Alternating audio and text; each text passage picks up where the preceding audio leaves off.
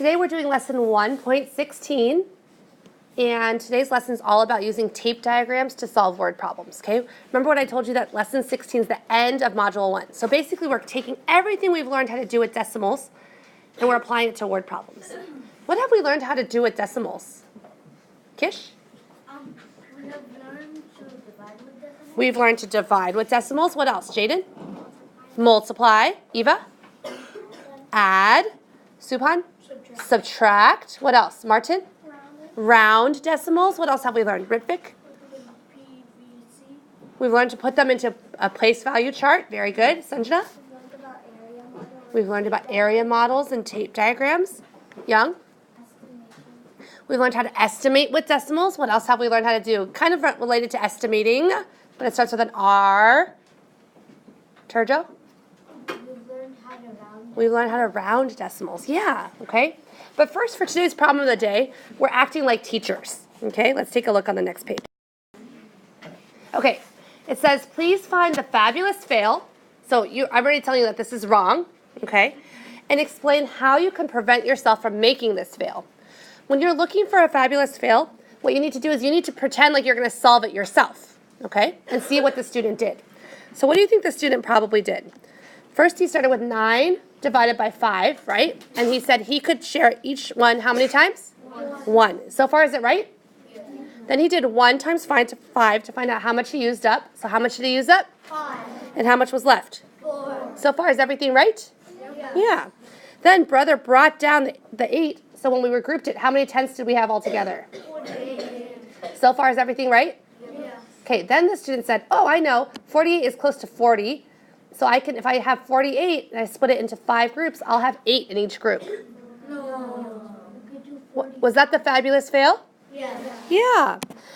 If you have 48 and you're going to share it into 5 groups, how many can be in each group? 9. 9.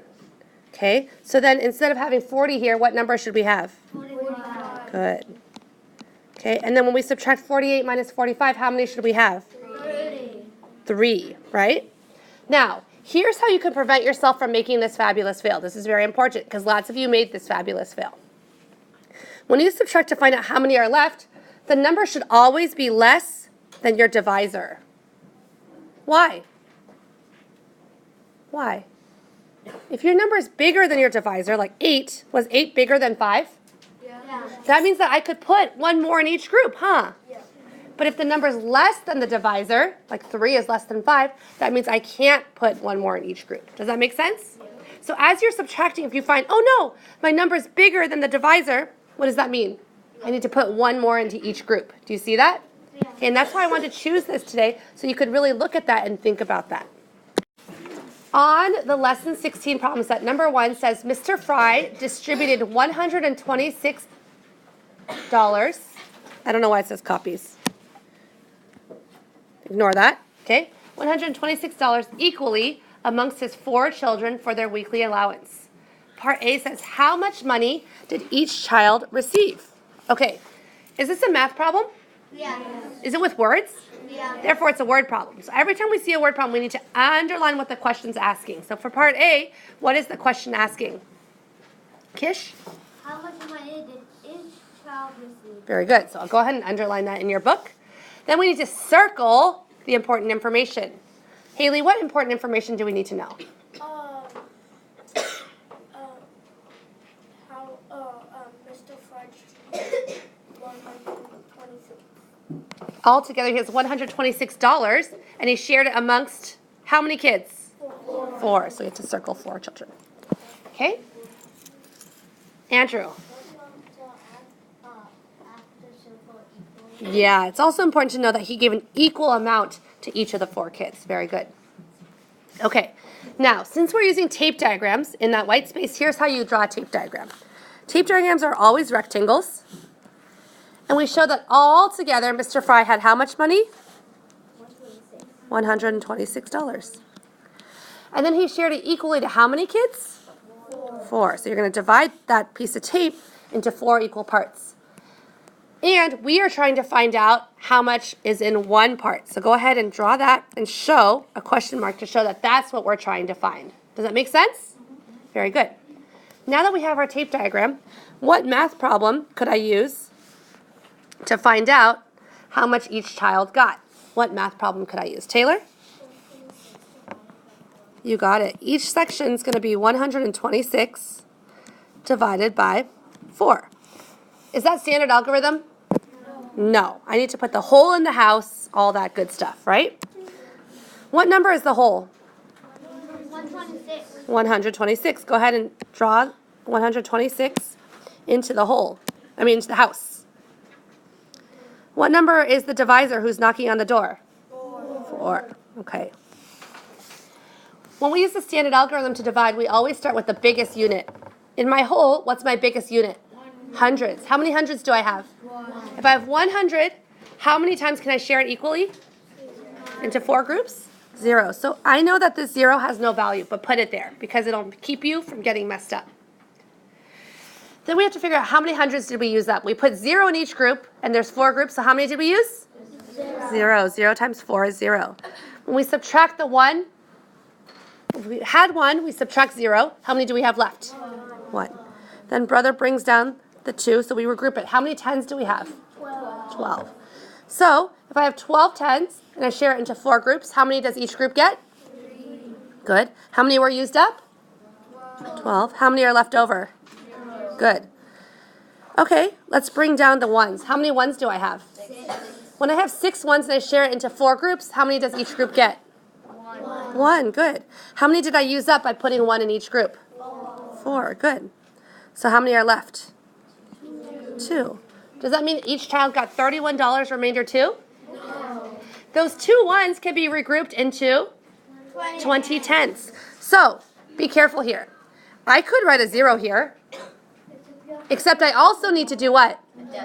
Yeah, I have to put the decimal point. So brother's going to bring down that 0 to show that I have 20 tenths. If I have 20 tenths, ooh, Haley, what do we know about decimal points? They ride the elevator up. So right away, once I put that, I have to put the decimal point here. If I have 20 tenths and I want to put them into 4 groups, how many tenths are in each group? How many? 5. 5. Very good. Okay. And so 5 times 4, how many did I use up? 20. And how many are left? 0. Very good. Because 20 minus 20 is 0. That means I'm done. So how much money did each child get? $31.50. And 50 cents. Good. Wait, but I don't have a 0 here in the hundreds. Can I add as many zeros as I want here? Yeah. Does it ever change the value to add zeros there? No. What about if I want to add zeros here? No. Does that change the value? No. No. But in money, we always go up to the hundreds. So the answer is $31.50. Now, part B says John, Mr. Fry's oldest child, he doesn't want to do his chores. So he says, you know what, siblings, I'm going to pay you guys to do all my chores for me. It's okay if I don't make money, I just don't want to do any chores. So if John pays his allowance equally to his brother and 2 sisters, right, because he has 3 siblings, how much money will each of the siblings have received in all? Okay, so here's what happened. Originally, how much did John make? Good, so draw a tape diagram to show that John makes $31.50. And he's going to pay that to how many siblings? 3. So he has to split that tape into how many pieces? 3. Now, we're trying to figure out how much extra one sibling is going to make, right? So how do I do that? What math problem do I do? How do I figure out how much John's giving away to each sibling? John had $31.50 altogether, but he has to split it equally amongst 3 siblings. Jithia? Very good. And we'll write it directly into our standard algorithm. We have $31.50 divided by 3. Now that we have our tape diagram showing that they're getting $10.50 from John for doing their chores and $31.50 from Dad altogether, how much are they making? How can I figure that out? Stella? You can add them together. Very good. I can add $10.50 to $31.50. And as long as I line up my decimal points, I know I'm ready to add. Yes? Yes. How many hundreds do I have altogether? 0. How many tenths do I have altogether? 10. I don't have, wait, 5 plus 5 is 0? No. How many tenths do I have altogether? 10. Except I'm going to do what? 3 groups. So I have to put 0 here, and those all 10 of them will become one what? 1. So how many 1s do I have altogether? 2. And how many 10s do I have altogether? So altogether, each kid except for John is making $42. Okay, now that we've identified what the question's asking and the important information, let's figure out how we can use a tape diagram, because it is also important that we need to use a tape diagram. Now, in this problem, we actually need to use 2 different tape diagrams, and I'll show you why, okay? The first thing we need to do is figure out how much nuts Brandon has altogether, right? So now, that, using what you know about tape diagrams, see if you can draw one tape diagram labeled that can show how many pounds of nuts Brandon has altogether. Now that we have this tape diagram, we can show that what we're trying to find out is the total weight of the 2 nuts. Yes? So your tape diagram should look something like this. Please don't ask me, oh, if I have this, is this okay? This is what your tape diagram should look like. Now, what can I do to find out the total weight? Ritvik? You could add both of the cashews and... Very good. So I can make sure my decimal points are lined up. And I can add the weight of the pistachios and the cashews.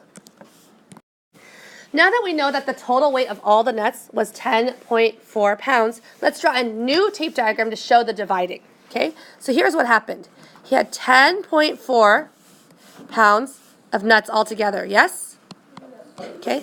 Then he split them into how many bags? 6. How many bags? 6. 6. Okay, so draw 6 bags. 2, 3, 4, 5, 6. Now, when he had 6 bags, was that all of it, or did he have some left over? Yeah, how much did he have left over? So label that he had 0.35 pounds left over. Do you see how that works? So he had 1, 2, 3, 4, 5, 6 bags, but then he had some left over too. So can I do 10.4 divided by 6 in order to find out how much were in each bag? No. I have to first figure out the amount that was split. Only this part was split into 6 bags, huh? The leftover part wasn't in the bags, right? So if I do 10.4 divided by 6, will that be correct? I have to first figure out the amount, the total amount that was split into 6 bags, don't I? If I know that altogether there's 10.4 in my whole tape diagram, and there's 0.35 left over, how can I figure out the amount that was split? What do I need to do? Turjo? So you need to do 10.40 minus 0.35. Very good. I need to take my total amount, which is 10.4, and I need to subtract the leftover amount, which is 0.35. So again, once I line up my decimal points, I'll be ready to subtract. So now that we took the total amount, 10.4, when we subtracted the leftover amount, we can find out that he split 10.05 pounds of nuts into those 6 bags, right? So then how can I find out how much is in one bag? How can I figure out how much is in one bag? Eva? I can do that amount, 10.05, divided by how many bags? 6. Good. I need to write it in standard algorithm, so I need more room.